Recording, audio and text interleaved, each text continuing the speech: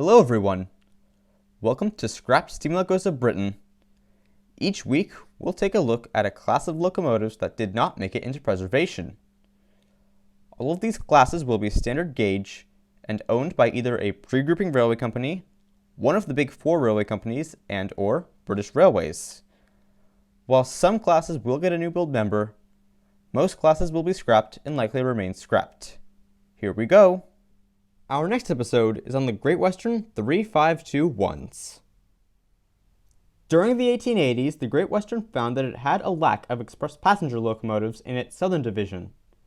The primary express locomotives were the Sir Daniel class and the Queen class 222s designed by Joseph Armstrong. However, these were starting to struggle with an increase in passenger traffic. In 1884 and 1885, William Dean introduced three locomotive classes to handle express passenger traffic. These were the 3201 class 240 tender engines for standard gauge expresses, the 3501 class 240 tanks designed for broad gauge expresses, and the 3511 class 240 tanks designed to work alongside the 3201s on standard gauge expresses. Both the 3501s and 3511s were based on the 455 class 240 tanks of 1869, but had the same boilers as the 2301 class 060s, which were nicknamed Dean Goods. In 1887, Dean introduced two classes of 042 saddle tanks to work alongside the 3501s and 3511s. The first was the 3521 class, designed for the standard gauge, and the 3541 class, designed for the broad gauge routes around Devon and Cornwall. The 3521s had 5-foot driving wheels, 17 by 24 inch inside cylinders, and the same 160 psi 4-foot 5-inch boiler as the Dean Goods. This resulted in 15,721 pounds of tractive effort. The 3541s had practically all of the same figures, however, the boiler was rated at 150 psi. This resulted in 14,739 pounds of tractive effort. Both classes had an 18-foot wheelbase.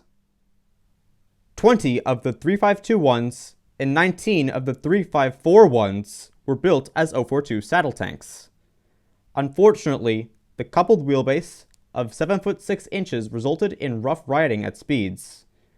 The fact that saddle tanks have a high center of gravity also affected their ride quality. In 1889, the last of the 3541s, number 3560, was outshopped from Swindon. Instead of an 042 saddle tank, number 3560 was an 044 side tank with a bogie. The remaining members of the class and all of the 3521s were rebuilt as 044 side tanks between 1891 and 1892. The bogie wheels were shrunken down by 6 inches to 3 foot 6 inches. In later years, both classes were rebuilt with 5 foot 2 inch driving wheels, decreasing the tractive effort to 14,264 pounds for the broad gauge locomotives and 15,214 pounds for the standard gauge.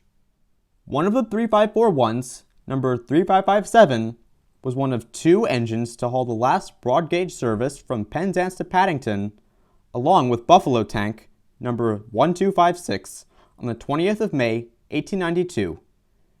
As stated in my video on the Buffalo Tanks, both locomotives hauled the train back to Swindon, where they and the coaches were all re-gauged. Shortly afterward, all 20 of the 3541s were re-gauged and rebuilt to match the 3521s. Unfortunately, the 3521 still suffered from rough riding at speeds, even in their rebuilt form as 044 tanks. To make matters worse, the class was plagued with two derailments. On the 13th of April, 1895, a passenger train hauled by numbers 3521 and 3548 hit damaged track near Bodmin Parkway and derailed. One engine skidded onto its side, blocking both lines, while the other and most of the coaches slid into an embankment. 15 passengers were injured, but no one was killed. An investigation found that the damage done to the track was most likely caused by the previous train, the Cornishman, overrunning the speed limit. The train was hauled by numbers 3536 and 3537, which were classmates to numbers 3521 and 3548. Given the class's ride quality and the speeds at which the train was traveling, the tracks simply became weak. When the next train passed over it, the tracks buckled. The other accident occurred on the 31st of October, 1898. Number 3542 was hauling a mail train when she derailed at speed near Penryn due to rough riding and the poor condition of the track. The driver was killed when his locomotive tumbled down the embankment. 5 more people on the mail train were injured. As a result of this accident, the entire class was relieved from express passenger duties. Around this time, Dean's Duke Class 440s were proving to be very successful. This led Dean to redesign the 3521s from 044 tank engines to 440 tender engines. The leading wheels were shrunken down to 2 foot 8 inches in diameter, and the locomotive wheelbase was altered to 21 feet.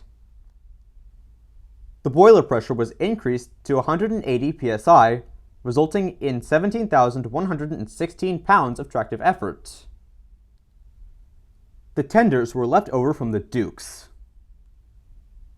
Between June 1900 and October 1902, 14 were rebuilt with Swindon Standard No. 3 boilers.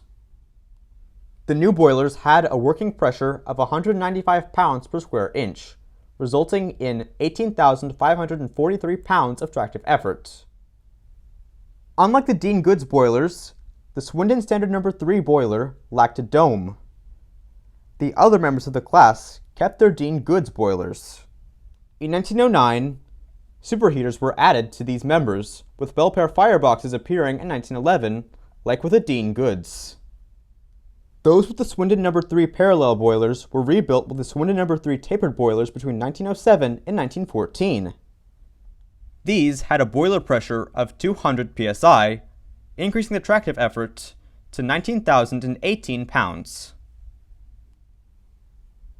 In their 440 form, the class was used on secondary passenger and occasionally goods trains until being replaced by the Bulldogs.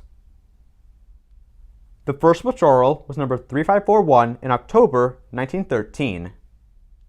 In 1921, numbers 3521 and 3546 were sold to the Cambrian Railways to replace 2 440s that were destroyed in a collision at Abermule.